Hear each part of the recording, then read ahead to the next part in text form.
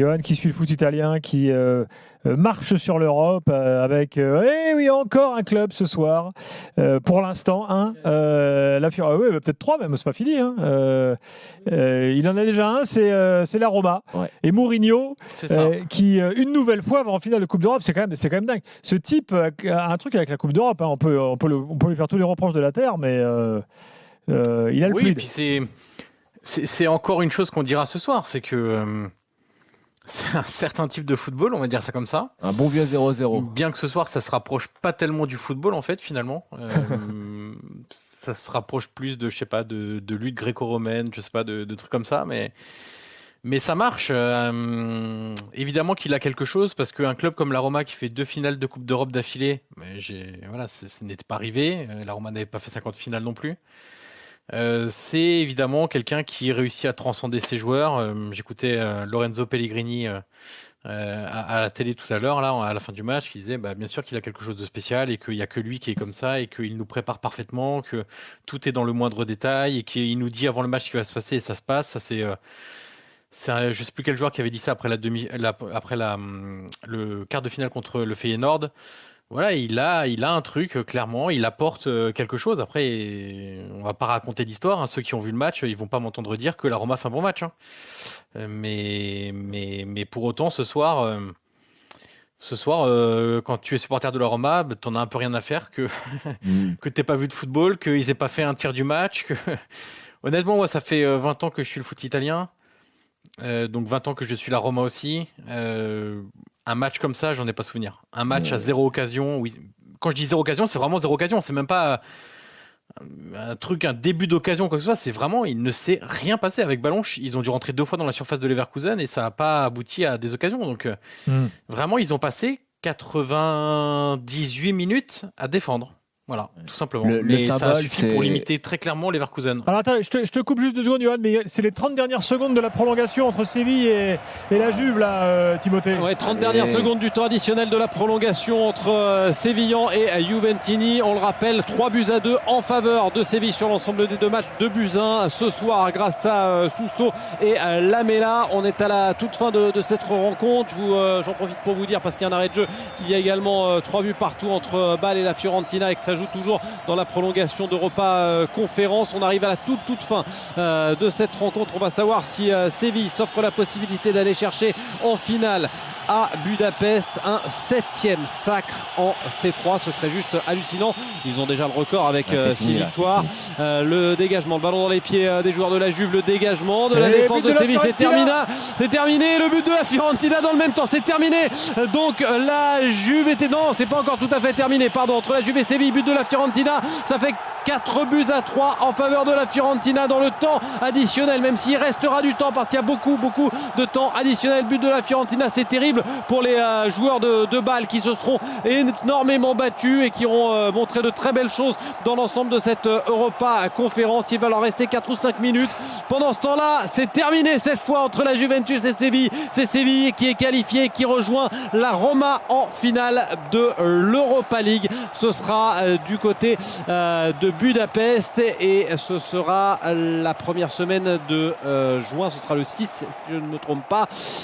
Et pour corroborer enfin ce que disait Monsieur Crochet, on en est dans la rencontre au niveau statistique entre Leverkusen et la Roma. Il y a eu 72% de possession pour Leverkusen, 23 tirs pour Leverkusen, un seul pour l'équipe de la Roma.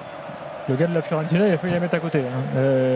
L'externe était curieux, mais il a posté un peu en bon choix. Enfin voilà, la Fiorentina est partie pour se qualifier. Et donc la Juve éliminée, ce qui est un coup dur pour le foot français.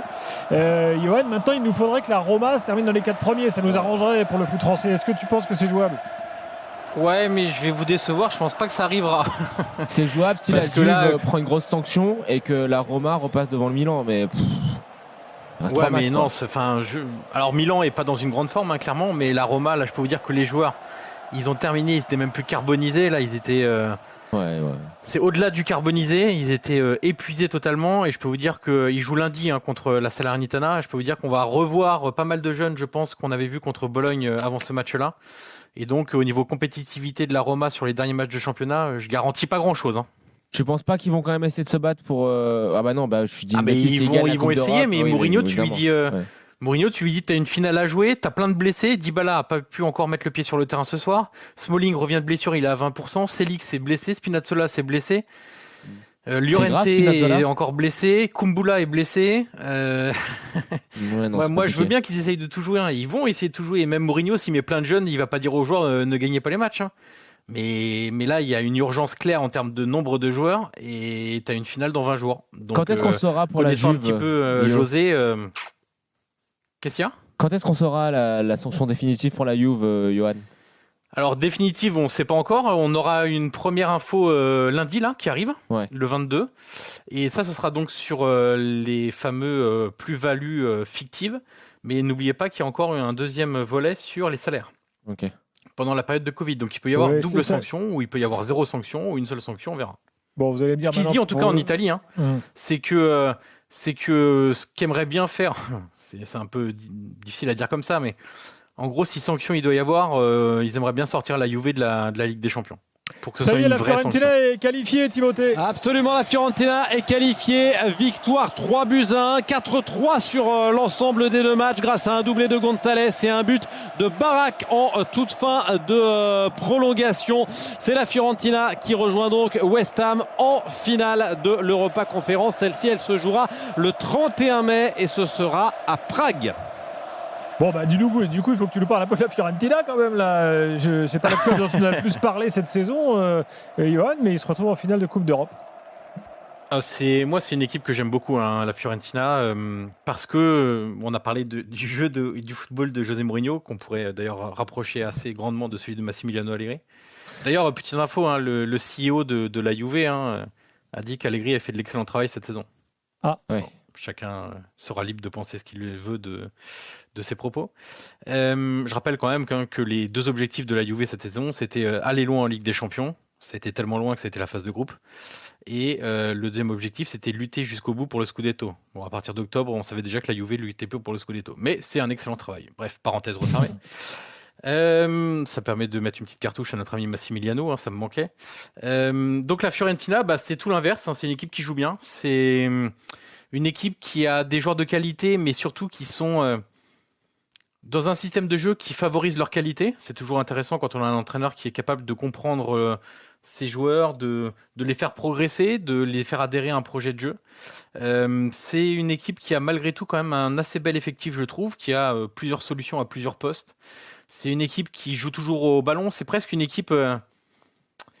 j'allais dire d'il y a 5, 6, 7 ans. C'est-à-dire que moi, ça me fait penser plus à une équipe espagnole qui est une équipe très moderne en fait. C'est une équipe qui monopolise le ballon, qui se crée beaucoup d'occasions, mais qui est très vulnérable en transition, qui ne trouve pas toujours les possibilités de stopper les transitions. Et face au football horrible de David Moyes à West Ham, en finale, je ne sais pas trop ce que ça peut donner parce que West Ham est spécialiste dans ce type de transition et la Fiorentina a toujours montré qu'ils avaient beaucoup de mal à les gérer, mais sincèrement, moi je les mets dans mon top 5 des équipes qui jouent le mieux au foot depuis 2 saisons maintenant en Italie, avec un super entraîneur qui aura un très bel avenir, j'en suis certain. Et surtout un joueur majeur qui fait la différence ce soir, et c'est bien parce qu'il a été longtemps blessé cette saison et c'était problématique pour la Fiorentina, mais c'est Nico Gonzalez, qui est vraiment un joueur au-dessus du lot pour la Fiorentina. On a eu Vlahovic pendant quelques mois qui était clairement au-dessus du lot, et Nico c'est pareil, c'est la rapidité, une grande technique en mouvement, qui est capable de marquer, qui a un peu la grinta argentine. Ça plaît beaucoup aussi à Florence. Donc, il faudra le surveiller pour la finale, mais c'est vraiment un super joueur. Ah, même question que tout à l'heure. La Fiorentina a déjà gagné une Coupe d'Europe, laquelle ? La Coupe UEFA. UEFA. Non. Ah bon ? Coupe des Coupes alors. Coupe des Coupes aussi. En quelle année ? Alors là, je dirais les années 90. Non. Ah bon ? Non, c'était avant. 61. Ah ouais, oula. Ouais, pas du ça date un peu. Mais Johan, sur ce que Johan disait pour Gonzalez, c'est bien, hein, surtout il s'est pété avant la Coupe du Monde. C'était, je pense pas que ça, quand il a dû voir ses copains aller au bout, ça a dû être compliqué. Mais quand tu regardes le banc, il y a quand même de la qualité. Barak qui rentre, c'est un joueur quand même correct de Serie A qui pourrait faire de bien dans pas mal d'équipes de Ligue 1. Peut être un peu fragile, Barak. Hein.